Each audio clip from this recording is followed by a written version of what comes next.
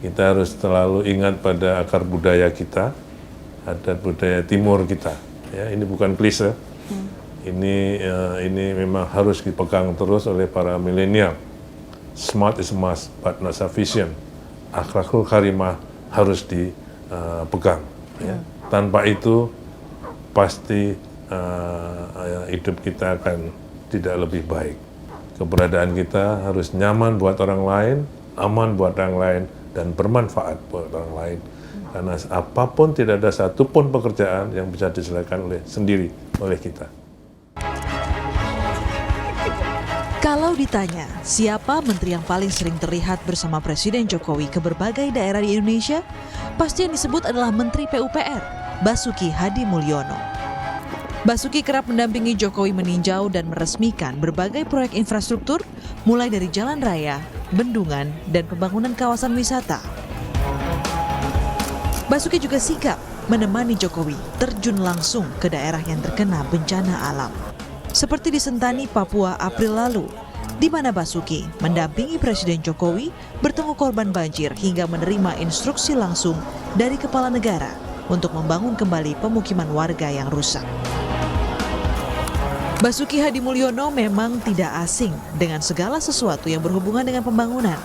Pasalnya dia memang sudah berkarir di kementerian yang dipimpinnya saat ini sejak tahun 1979 sebagai pegawai negeri sipil. Bahkan lulusan doktoral dari Universitas Colorado Amerika ini rela rumahnya di Bekasi, Jawa Barat digusur demi proyek jalan tol Becak Kayu.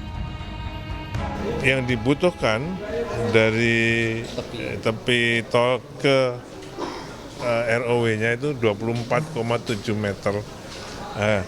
Rumah saya dari Kalimalang, saluran Kalimalang ke pagar saya 15, jadi kena semua. Berapa sih Pak total yang didapat? Wah, belum tahu. Uang ganti ruginya? Belum tahu. Ya waktu saya tanya jalurnya, ini Pak jalurnya, ya sudah terusin. Ya kan? Karena itu mungkin jalur yang optimal, jadi. Namun ternyata di balik penampilannya yang serius, Basuki adalah seorang penggebuk drum handal.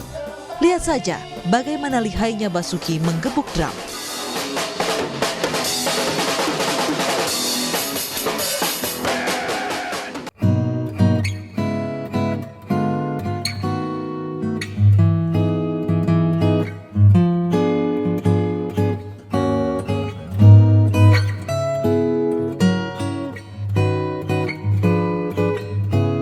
Tahun sudah kerja di PU. Jadi ya. PNS asli banget nih, PNS PU. Ya, ini birokrat asli. And I'm proud to be birokrat, gitu ya. Jadi hampir mungkin 2/3 hidup saya per hari itu ada di kantor. Makanya kantor itu pasti saya rawat dengan baik. Saya datang jam 7:30, jam 8, pulang jam 10. Ya. Baik sejak di daerah maupun sampai di Jakarta ini. Jadi saya masuk PU dari Semarang, di Semarang, kemudian pindah NTT, dan saya sekolah ke Amerika. Di Colorado. Di Colorado State University, kemudian baru di Jakarta, pindah lagi ke Kalimantan Tengah untuk lahan 1 juta hektar. Jadi semua pasti kalau mobil saya nggak terlalu open gitu ya, karena saya mau bisa pinjam mobil. Tapi kalau kantor, insya Allah pasti saya rawat. Itu saya lihat tadi kayak termasuk ada line untuk bike juga ya, untuk sepeda ya. Apa di sini memang suka sepedaan gitu? Oh ya, ini tiap pagi ada yang jalan kaki sekeliling, ini kan berapa 4 hektar lebih ya. Kemudian ada gateball tiap pagi juga, tapi jam 8 berhenti semua. Berarti di sini kamar mandinya bisa buat mandi dong Pak ya? Bisa, kalau di gedung bisa saya kira. Ini bisa ditiru nih, jadi dimulai dengan kerja pagi. Jadi life balance-nya itu juga bisa dilakukan dengan fasilitasi kantor ya, millennials. Nah, Pak Basuki menjadi menterinya Presiden Jokowi. Kalau boleh dirumuskan dalam 3 poin, kesan-kesannya apa? Kesan saya kerja dengan Bapak Jokowi, Bapak Presiden dan Pak Wapres, semua terukur, fokus, dan dengan target. Oh, jadi ada KPI-nya langsung, Oh, iya. ada deadline-nya apa segala macam gitu ya? Pasti fokus dengan target dan terukur. Jadi beliau hanya ngecek kalau beliau ke lapangan, khususnya untuk yang pekerjaan-pekerjaan infrastruktur, kita punya rule of thumb itu. Kalau beliau ke lapangan sekali, saya harus 2 kali. Kalau saya harus 2 kali, dirjen saya harus 3 atau 4 kali. Jadi itu bukan karena tidak percaya, tapi memang semua harus on the right track untuk khususnya mencapai target-target itu. Kalau boleh throwback waktu awal 5 tahun yang lalu, santai aja Pak, kita santai aja. Kan kalau nggak salah tanggal 25 atau tanggal 26 Oktober 2014 ya diumumkan. Nah itu sebelumnya udah dipanggil duluan ngadep ya Pak? Ketika dibilang akan dikasih tugas gitu. Saya kira mungkin pada saat setelah beliau inaugurasi, saya 20 Oktober. dipanggil jam 7, tapi baru diterima beliau jam 2 malam. Oh, di istana? Ya, dan tidak ada 5 menit, cuman dibilang beliau menyampaikan Pak Basuki rang PU, dan saya tunjuk sebagai Menteri PU PR. Cuman begitu aja. Waktu itu Pak Basuki meresponsnya gimana ketika dapat penugasan dari Presiden Jokowi? Ya, saya cuman ya Pak, saya imbangi kepercayaan Bapak dengan jihad saya. Dengan jihad saya ya? Ya. Oke. Maksudnya apa tuh Pak, jihadnya itu? Ya, saya ingin kerja. Karena saya memang birokrat dari PU, saya pasti akan jaga kredibilitas PU. Sebetulnya visi misinya Pak Jokowi di bidang pembangunan infrastruktur, kan ini semua mengatakan bahwa yang menonjol, kalau boleh disebut yang salah satu yang paling menonjol dari pemerintahan Pak Jokowi 5 tahun pertama ini adalah di pembangunan infrastruktur ya. Tol Trans Jawa, kemudian tol Trans Sumatera, kan mungkin pembangunan tol yang paling panjang, yang 340-an lebih kilometer ya. Di mana? Yang Trans Sumatera. Sumatera itu 2000 km. Tapi yang dari Terbanggi dari itu yang baru mau sampai ke Kayu Agung, Iya, itu akan 340 km mau selesai ini, sudah hampir selesai. Pak Basuki ini kan justru karena sebelumnya memang di kantor yang ini juga ngalamin dari presiden sebelumnya. Salah satu problemnya itu adalah pembebasan lahan yang membuat lamban. Terus apa yang bikin 5 tahun ini beda dan bisa cepet ya? Tadi yang saya sampaikan fokus. Fokus itu sejak dari programming. Jadi saya dari dulu menyampaikan pada pimpinan-pimpinan saya, Pak, kalau yang namanya pemerataan itu menurut saya ini memang ada 2 mazhab. Pemerataan menurut saya ya itu bukan dibagi rata. Jadi kalau kita membangun punya uang 100 bukan dibagi rata 10. Kalau mau 10 lokasi bukan dibagi rata. Tapi mungkin 50 di satu tempat tapi selesai. Tahun depan pindah. Nah, dulu mungkin dibagi rata. Sehingga kalau saya menyampaikan kalau kita prasmanan, kalau dibagi rata itu semua acar. Dimakan semua, mules. Nggak ada yang jadi. Gitu. Jadi nggak ada main course-nya. Nah, dengan leadership Bapak Jokowi ini semua difokuskan. Jadi misalnya perbatasan. Jadi fokus di perbatasan dulu. Nah, tahun depan pindah. Kalau sudah selesai, pindah. Jadi pemerataannya bertahap. Nah, itu satu programming. Yang kedua, untuk pembebasan lahan, ya ini dengan undang-undang pembebasan lahan yang baru, yang nomor 2 tahun 2014 baru itu sudah jelas waktunya. Waktunya, dan kalau memang tidak sepakat dengan harganya, kita ke pengadilan konsinyasi. Pekerjaan jalan terus. Itu yang bisa juga mempercepat. Kemudian pembebasan lahan juga dengan dana talangan yang dilakukan oleh investor maupun oleh kontraktor. Jadi kalau itu masuk PSN, maka kontraktor bisa nalangi pembebasan lahan sambil kita menyiapkan di APBN. Kan kalau di APBN dia harus ada prosesnya. Padahal kalau sudah negosiasi dengan masyarakat, mau lebaran butuh uang, Kalau kita nunggu APBN biasanya ada proses kan. Nah itu dibayar dulu oleh kontraktor, nanti dikembalikan oleh APBN. Itu juga mempercepat waktunya. Dari semua proyek-proyek infrastruktur yang ada selama 5 tahun terakhir di periode pertama Presiden Jokowi, mana yang paling susah direalisasikan dan kenapa? Yang ketemu kendala gitu Pak? Saya kira kalau kendala itu di semua daerah kan punya pernak-pernik sendiri. Buat saya kalau masalah itu pembangunan bukan masalah, itu challenge, itu yang harus kita selesaikan. Jadi situ memang kerja kita. Kalau ada kendala ditinggal ya mana ada tempat yang nggak ada kendala. Pasti. Papua itu susah gitu mungkin? Ya kita upayakan dengan tentara, dengan seni. Ya kan? Jadi semua harus ada, itu art juga yang begitu. Jadi dan pernak-perniknya pasti ada, di mana saja pasti kita ketemu dengan pernak-pernik itu. Pembebasan lahan, waduh ini ada masalah. Menurut saya bukan masalah. Sama saja kalau tanah saya mau dibebaskan, bisa oke, bisa enggak. Tapi kalau kita dengan pendekatan, dengan negosiasi itu jual beli, ya kan? Jadi menurut saya rata-rata saja. Rata-rata ya, nggak ada yang paling kayaknya tuh paling bikin pusing, nggak bisa tidur karena kok ini ada ganjalan gitu ya. Seperti misalnya bendungan Pamukulu, itu juga atau bendungan di mana Pidekso di Wonogiri, 2-3 tahun nggak bisa bergerak. Ya tapi kita kan harus sabar, nggak bisa kita, oh ini nggak bisa terus kita tinggal kan. Bisa nggak? Kalau memang ditolak nggak mau kita pindah. Karena kami membangun untuk masyarakat. Ya, biasanya akhirnya bisa, sekarang bisa jalan semua.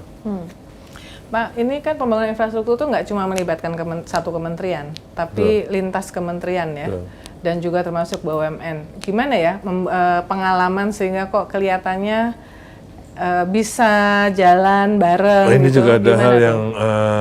yang baik sekali. Jadi untuk pembangunan bendungan, pembangunan perumahan, pembangunan jalan tol, kalau menyangkut pembebasan lahan, itu hampir pada saat awal-awalnya itu 2 minggu sekali kita rapat, Menteri BUMN, Menteri ATR, Menteri Kehutanan, saya minimal 4 orang, 4 kementerian ini. Biasanya kita melewati kawasan hutan. Kalau di luar Jawa kita kawasan hutan, kalau di Jawa kita melintasi tanah perhutani. Itu nanti dengan Ibu LHK, gitu. Nanti kalau di PTPN dengan Ibu Menteri BUMN.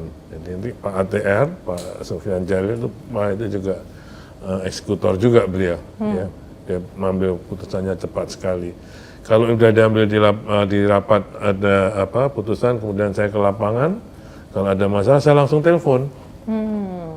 Pak ATR, nanti Pak ATR langsung telepon ke kepala kantor pertanahan, kabupaten maupun provinsi. Sama aja dengan Bu Siti Nurbaya. Saya langsung telepon beliau, beliau akan tindak-lanjuti. Sama hanya kalau Pak Presiden ke lapangan, ada masalah tanah, beliau langsung telepon dan pasti putus selesai di lapangan. Nah, maka itu. Jadi memang intinya sih pengambilan keputusannya ada terus ya. Iya, itu pas yang paling menentukan decision making itu. Dan itu biasanya selesai di lapangan. Hubungan antar personalnya juga di antara menteri-menteri ini juga bagus. Sangat bagus menurut saya. Termasuk yang di Yoben. Itu salah satu sarana kan? Salah satu sarana itu. Karena kalau nggak ada itu juga, waduh susah. Sama ada Menteri Keuangan di situ. Menteri Keuangan, malah kadang dari situ langsung saya bawa ke lapangan. Beliau kalau pusing di sini pasti ngajak saya, Bas ajak saya ke lapangan, saya ajak. Karena beliau yang memberikan uang, beliau harus tahu uangnya jadi apa. Jadi BEN itu bisa jadi sarana buat lobby guys. Oh itu.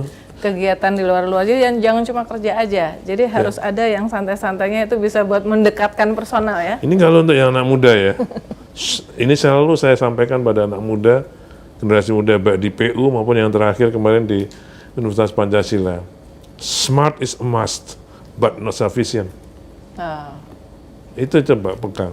Kalau nggak cocok dengan saya, SMS saya. Smart is a must, tapi tidak cukup. harus punya akhlakul karimah. Akhlakul karimah. Keberadaan IQ kita, ya, IQ ya. keberadaan kita harus nyaman buat orang lain, aman buat orang lain, dan bermanfaat buat orang lain. Ya. Salah satunya dengan Elek Yok Ben. Elek Yok Ben Itu ini sarana betul menghilangkan kisi-kisi birokrasi. Harus itu. Bisa olahraga, bisa kesenian, ya. Itu harus dilakukan. Nggak bisa hanya dengan main gadget, gitu, nggak bisa. ya. Baik, Pak, aku mau nanya yang masih saya santai nih, soal band tadi. Gimana ceritanya kok bisa jago main drum, jago main musik? Oh, Pak Basuki ini anaknya tentara, anak kolong by the way. Loh, saya dulu kalau di Papua saya mulai main di SMA, mulai main-main karena kodam dulu, karena nggak tahun berapa 68 sampai 72 saat itu kan hiburan nggak ada, jadi band apa kodam Cendrawasih punya band kodam. Nah, itu asramanya pemain bandnya ada di depan rumah, jadi saya ikut main-main di situ. Jadi belajarnya otodidak atau Otodidak. Oh, oke. Ya, hanya baru-baru Jadi ini nggak aja sekolah, diajarin. nggak sekolah, Enggak, ya, nggak sekolah musik ya. Main drum band, saya ikut drum band gitu ya. Itu katanya melatih otak kanan katanya kan Pak, kalau musik itu ya.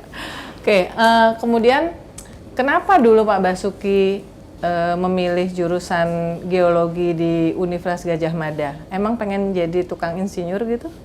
Ini, saya dulu kecilnya kan juga sebelum ke Papua di Palembang. Sering kita karena anak tentara berburu di hutan itu banyak pipa-pipa minyak di Sungai Gerong dan Pelaju. Itu orang pakai helm, wah apa dari perminyakan kan kelihatan gagah di lapangan. Nah, saya pengen kerja di minyak sebetulnya. Di perminyakan ya? Makanya saya masuk geologi. Ya. Di ITB saya nggak diterima. Ibu saya bilang kalau mau kuliah di Bandung, kalau nggak di ITB nggak boleh. Saya masuk Gadjah Mada, diterima. Oke. Terus sebelum lulus ekskursi dibawa ke Caltex, ke Rumbai, Dumai. Ya. Kemudian ke skripsi saya di Talangakar di Prabu Mulih. Tapi justru dengan itu menurut saya terlalu eksklusif di kampung minyak itu. Siang malam pakai lampu begini, tapi kalau malam di sekitarnya penduduk masih pakai sentir itu. Yeah. Itu saya nggak bisa ngeliat yang gitu-gitu. Akhirnya lulus, saya di Semarang, ada proyek air tanah, sama ngebornya. Tapi ini ngebor, bukan ngebor minyak, ini ngebor air untuk irigasi. Jadi saya masuk ke proyek air tanah di Semarang untuk irigasi di seluruh Jawa Tengah. Itu awal mulanya. Nah ini kan Pak banyak survei, termasuk IDN Times juga bikin survei Indonesia Millennial Report. Salah satunya adalah hasilnya milenial itu cuma betah 2-3 tahun dalam satu pekerjaan, satu kantor.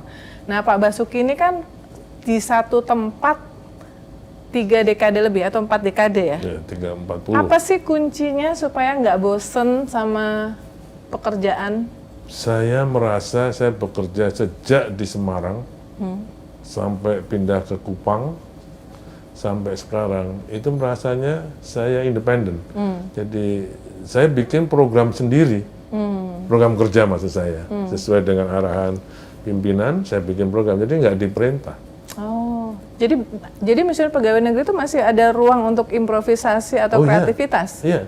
Oh, oke. Jadi misalnya saya mulai per Semarang awal itu, saya bikin program yang ke lapangan, itu juga 24 jam.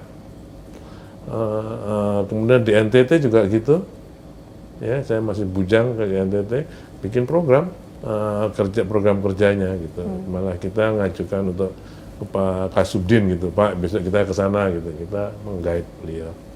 Jadi supaya berangkat ke kantor itu kita sudah tahu mau apa. Oke. Ya, Kalau kalimat sekarang tuh to-do list-nya udah jelas ya, atau gitu list ya? to do. Jadi udah jelas, fokus. Jadi bisa fokus ya. Yang penting kita membuat program sendiri, kreatif sendiri. Jadi tidak menunggu perintah. Itu kalau saya sering banyak orang anak-anak PU ini pasti itu, jangan nunggu perintah. Oke. Ajukan pada pimpinannya, ini program saya. Inisiatif ya. Iya, ya. Dan saya kerja ya begini. Alhamdulillah istri anak saya tahu kelakuan saya. Dia nggak pernah kan tanya jam berapa saya pulang. Gitu. Cuman kalau saya mau makan di kantor, saya makan di kantor, gitu. Supaya nggak ditungguin ya. Ya, itu aja. Oke, menarik. Nah, Pak Basuki dan Kementerian PUPR ini adalah salah satu pihak yang sangat penting dalam rencana pemindahan ibu kota pemerintahan, ibu kota negara IKN ke wilayah Kalimantan Timur. Saya udah ke sana, ketemu sama Pak Basuki di sana. Kita akan tanya tentang pemindahan IKN ini dalam sesi berikut ini. Tetaplah bersama kami. Ya, kembali bersama Pak Basuki Hadi Mulyono, Menteri PUPR di Suara Milenial by IDN Times. Kita ngobrol sekarang Pak soal ibu kota negara. Kalau PUPR tuh tugas tupoksinya untuk pemindahan ibu kota negara ini apa Pak? Gini Mbak, jadi tahun 2017-an ya, Pak Presiden manggil kami itu saya dengan Pak Menteri Bappenas. Silent itu, karena belum dibuka kepada DPR, belum izin ke DPR. Jadi kami silent, dipanggil beliau, Bappenas ditugasi untuk mengkaji seluruhnya secara integratif gitu, politik, ekonomi, lingkungan, sosial, budayanya, ya, ekonominya, untuk rencana atau untuk wacana pemindahan ibu kota negara. Yang nanti kesimpulannya pindah atau enggak. Oke. Itu tugasnya. Kemudian kami diminta siap-siap kalau kesimpulannya harus pindah, saya yang ditugasi untuk urban design-nya, termasuk pembangunannya. Pada akhirnya kesimpulannya adalah yes, kita akan lebih efisien, lebih produktif kalau pindah. Kemudian kami mulai dengan masih silent, bahkan eselon 1 saya nggak ngerti, karena memang kita silent betul untuk mencoba mempelajari pemindahan ibu kota yang dilakukan oleh negara-negara lain, baik yang berhasil maupun yang gagal, yang dianggap gagal. Gagal dalam arti perkembangan kotanya memakan waktu sangat lama untuk bisa seperti yang sekarang mereka alami. Ada lebih dari 78 pemindahan ibu kota negara yang kita pelajari. Okay. Kemudian kita buat apa ini filosofinya? Filosofinya dia harus mencerminkan kemajuan bangsa Indonesia untuk akan datang. Tapi tetap pada akarnya yaitu kita negara Pancasila, gotong royong, Bhinneka Tunggal Ika, NKRI. Itu harus bisa dijabarkan dalam urban design. Misalnya kalau NKRI atau Bhinneka Tunggal Ika itu kita punya kayak di Washington Mall itu, ini yang juga untuk persatuan dan kesatuan. Dan Pancasila di avenue-nya, itu pada saat itu. Ya, First Avenue, Second Avenue, sampai Fifth Avenue. Sudah semua. Nah, sekarang begitu beliau tanggal 16 Agustus kemarin menyampaikan di depan sidang DPR, kami baru sedikit open. Itu semua saya mempunyai pemikiran, nggak bisa ini saya mendesain sendiri secara diam-diam. Ini harus kita buka semua, karena semua warga negara saya pikir dan saya harapkan pasti ingin berkontribusi terhadap desain atau kondisi ibu kota negara kita yang akan datang. Ini bagian dari public engagement ya, melibatkan partisipasi publik. Partisipasi. Karena kalau Jakarta ini kan dasarnya Batavia, VOC. Nah, kita pengen membangun ibu kota negara Republik Indonesia yang berdasarkan pada budaya Indonesia. Itu semua sudah kita ditorkan. Tadi satu untuk mencerminkan ke depan tetap berdasarkan pada filosofi negara kita. Yang kedua, kota ini adalah kota masa depan 50-100 tahun yang akan datang, yang mungkin saya insya Allah masih bisa sempat lihat misalnya, tapi yang pasti untuk generasi milenial yang sekarang mendengarkan ini, ibu kota ini. Kami mendapat masukan banyak sekali, baik dari para menteri maupun dari warga negara lainnya. Satu, kota ini harus smart, karena ke depan semua dengan IT dan sebagainya saya nggak tahu ya.